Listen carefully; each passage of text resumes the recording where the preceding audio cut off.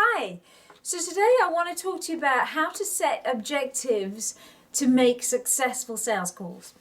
Now, setting an objective for a sales call is probably one of the most straightforward and yet difficult things to do. Straightforward because it's a sale, right? So surely the objective is to sell. Well, yeah, it could be, absolutely. However, you've got to be really careful that you don't set an unrealistic or too far-fetched goal or objective for you to achieve. Because if that happens, then that's what starts to suck the energy and the life out of you, because as you keep putting more and more pressure on yourself to achieve it, but it's becoming more and more difficult to achieve it because it's unrealistic, then you're going to be you're going to start begrudging the task itself, and you might start to feel that it's actually quite an impossible task to achieve. When you get to that state of mind, that's when you may as well not be on the phone, because you're simply wasting your time and you're wasting the opportunities that are there in front of you. So I want to look at sales objectives in a slightly different way. So in this video, I thought we might want to explore some of the other objectives that you might want to consider as your objectives whilst you're on the call. By doing so, you can reduce the pressure on you, keep those energy levels up, be more enthusiastic, and actually be more successful on these calls. So I'm going to share with you the journey that I take readers on in my book, Wise Me Up to Cold Calling. Because in the book, what I do is break the whole call down and talk about how you have to try and get through different stages in the call. So the cold calling journey that I use is a typical journey that you would go through if you're making a business-to-business call through a gatekeeper. And here are the three stages. So stage one is introduce yourself to the gatekeeper and hope that they like you enough to keep talking to you. That's all about creating a really good impression. Stage two is about handling any questions that the gatekeeper might throw at you. You may otherwise call them objections. And stage three is being able to influence the decision maker into wanting to take this sales process to the next level, whether that is a sale there and then, or whether it's a meeting or another call. In those three stages, you'll see that I've condensed what could be a long call or a short call into three key stages. Next thing we've got to do is look at what could possibly go wrong at each of those stages. Okay. At stage one, what could go wrong is with the gatekeeper, they may not give you time to speak. They may be busy, they may not answer the call at all, so you won't really have an opportunity to speak to the gatekeeper in the way that you thought you might. At stage two, handling objections, you might lose control here. You might find that you're getting bombarded with lots and lots of questions and you're not giving yourself enough time, or you haven't got enough questions to ask back to the gatekeeper to be able to get you through and past this stage. Could even be that you don't have the answers to the questions, or you don't know what to say. Yeah? So objections are always I think the big stumbling block for a lot of people, but hopefully if you've seen some of my other videos, that might be helping you in overcoming them. And stage three could be that, well, what could go wrong here? You mess up with the decision maker. You waffle, you say the wrong thing, you mess up in some way to the point where they don't want to speak to you, or they tell you that they're not interested, or they tell you that they don't need your service or offering, whatever it is. So those are the things that could go wrong at each of those three stages. So now, the stages. Let's turn the stages into doors, okay? So in my book, what I do is I turn each of those stages into doors. So we've got three different doors that you have to go through. So if you imagine, the first door is that creating that first impression. You've got to get through that door first to be able to get any further in the call. So first door, create a great impression. Second door, handle those objections. Third door, impress the decision maker. Those are the three doors that you have to get through. You're probably all very capable of getting through each of those doors, but the key things you need to be able to do that is attitude, skill, and self-awareness. Okay? So attitude, skill, and self-awareness. Now, attitude can hold you back because again, if the objective's been wrong before, you've had a bad experience or whatever it might be, you may believe that cold calling is too difficult for you to do, so your attitude might be a little bit negative towards cold calling in any way whatsoever. That can be driven most of the time by the fear of cold calling. And the thing is, each of these doors presents a fear. So don't beat yourself up if you feel a little bit negative about cold calling. It's not your fault. It's because it is human nature to feel a fear at each of the stages that I'm talking about here. All right? And the skills involved here are self-awareness and the skill itself to get through. So self-awareness is where I talk to you all quite often about, would you listen to you? So you've got to have the ability to stop and think, would I listen to myself? And if I don't, you've then got to have the skill to be able to change the approach to something different. And that could be through watching videos like mine.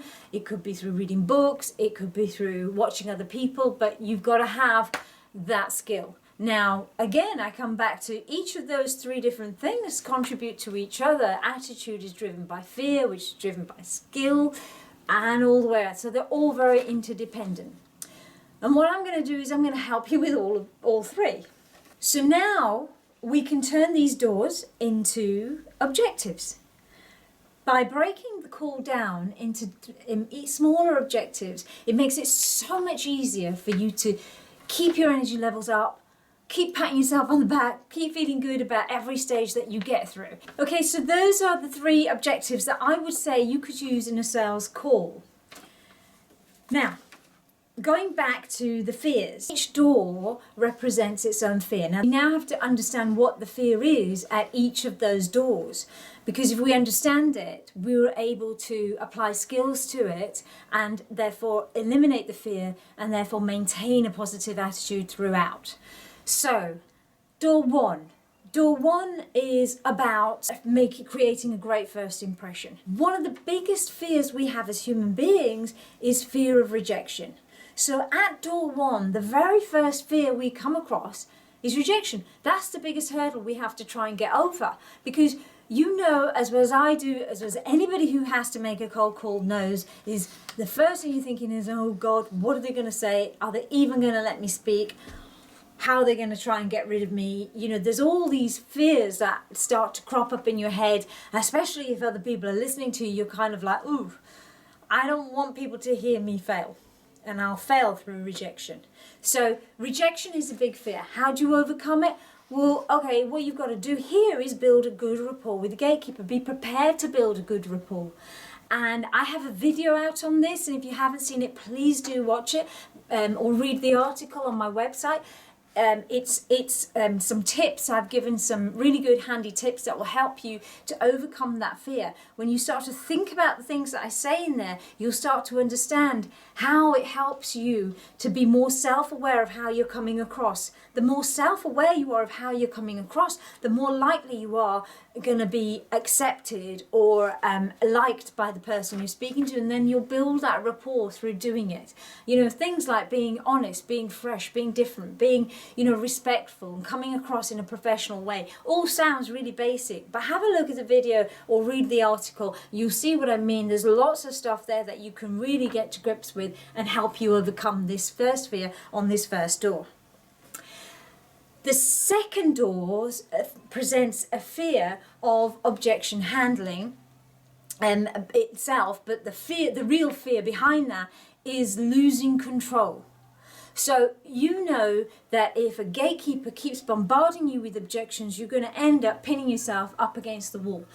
That's if you keep answering those but don't go back with another one. I've put out another video and I've written another article about how to overcome objections successfully. And in essence, what you've got to make sure you have is a prepared list of qualifying questions that you can keep batting back at the gatekeeper. Every time you get a question batted at you, answer it and bat another one back, which will help you to qualify whether there's any potential here or not anyway.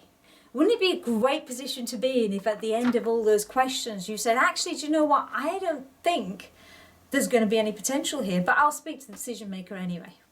That's power and that's control. All right, so that's door 2. Now door 3, I think the fear here is verbal diarrhea. All right, I know it sounds a bit weird, but believe me, there are a number of times that many salespeople will get on the phone, get through to the decision maker, sometimes surprised they've got through so quickly, and they're not prepared. They're not selling themselves properly. They're not selling their offering as well as they could. They're not putting the value across in the way that they could, and it gets messed up.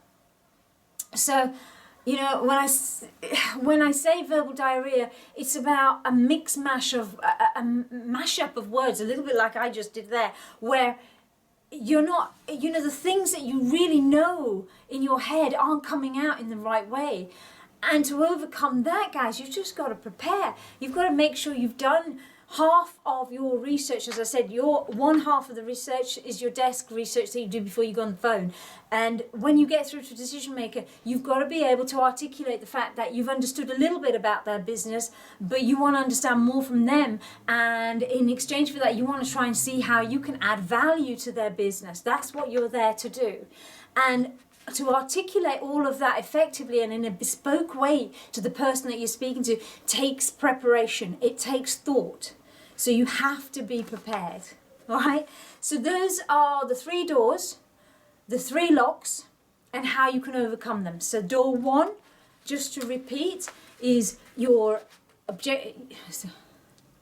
So door 1, just to repeat, is first impressions door. To overcome the lock the fear that it presents, the fear being rejection, you've got to learn how to build a good rapport with the gatekeeper. Learn about it. Number 2, the fear is objections.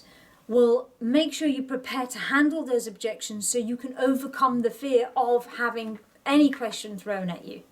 And number 3 is the decision maker, the fear being verbal diarrhea. Guys, prepare your value proposition before you go in. All that preparation will really help you at each stage of the sales call. So, again, I'll just come back to why I don't talk about going on a sales call and having an objective as get the sale. Most sales calls don't end in a sale straight away. Most sales calls are an introduction to the bigger picture, right? But most sales calls, believe you me, are probably the most important first impression you're going to make on a potential customer, and the most important opportunity for you to be able to understand how much of your time it's worth, and therefore it is the most important thing to understand for your own time management, right? Which ultimately leads to success. Don't try to run before you can walk. If you go for the end goal too quickly, you will stumble. You've got to enjoy the journey to the end goal. So give yourself little stepping stones so you can get a result at each stage and feel good about it. That will also keep you motivated and sustain your energy levels and help you to be able to even look back and reflect where you've done really well and perhaps where you could work a little bit more, or, you know, it'll help you to decide which part of your sales call are you strong at, which are you not. I tell you what, if you can do this and you can identify which part of the sales call you are strong or you are not strong at, then I will personally help you to be better at it. Let me know. I look forward to hearing from you. I hope this video has helped you. Again, I'm always open to any questions. You take care now. Thank you for watching. Thank you for subscribing. You make this worth my time to put into it. I don't have a lot of time to put into this, but believe you me, I love doing it, but I love it more so because you guys enjoy it. So have a great day. I will speak to you soon. Bye.